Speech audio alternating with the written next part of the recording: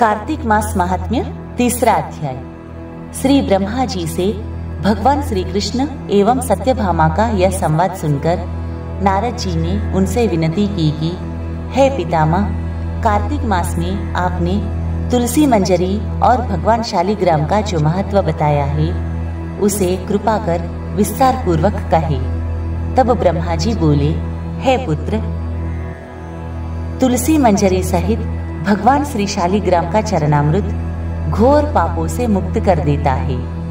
जो जन अपने पितरों का श्राद्ध भगवान शालिग्राम की मूर्ति के समक्ष करते हैं, उसके पितर को वैकुंठ धाम की प्राप्ति होती है।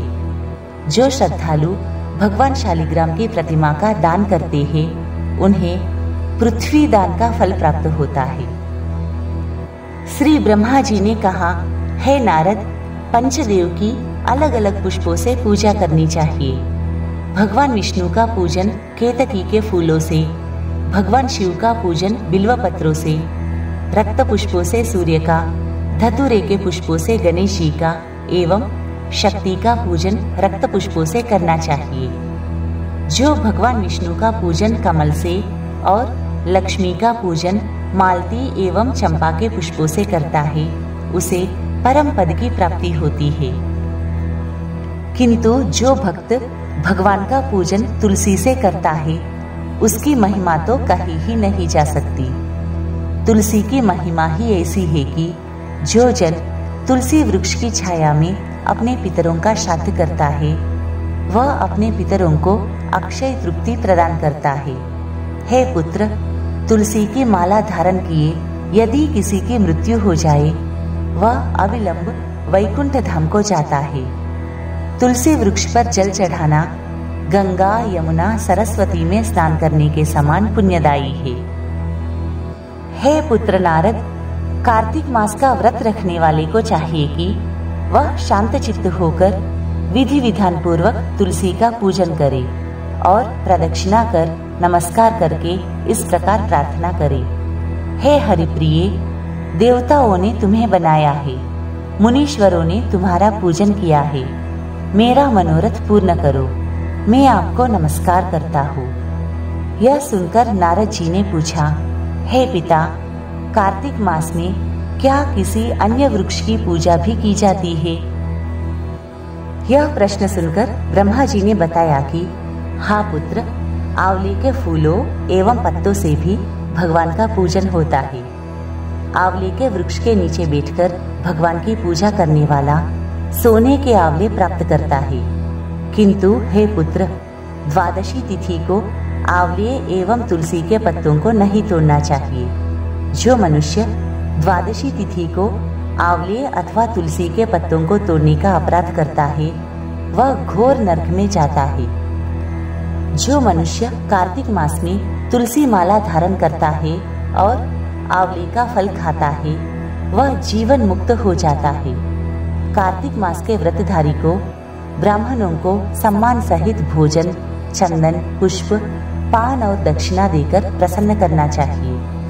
व्रती को यह भी चाहिए कि पूरे मास वह भूमि पर शयन करे और कठोरता से ब्रह्मचर्य का पालन करे, पत्तल में भोजन करे। प्रभु के गुणानुनाद के उपरांत जो समय बचे उसमें मौन व्रत धारण करे। ऐसा करने वाला शूरवीर और तेजस्वी होता है। हे पुत्र, जो आंवले के वृक्ष के नीचे बैठकर दिन में एक ही बार भोजन करता है, उसके वर्ष भर के पाप नष्ट हो जाते हैं। व्रती को किसी प्रकार का तामसी अथवा बासी भोजन नहीं करना चाहिए। भूल से भी देवता, वेदों, गौ और ब्रह्मा की निंदा नहीं करनी चाहिए।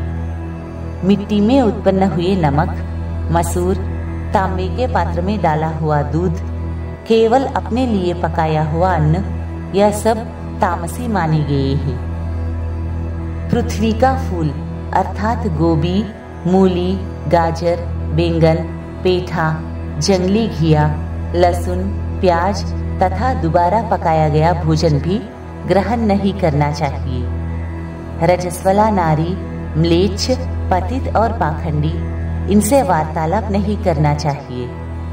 भोजन में संयम बरते और इस नियम से भोजन करें।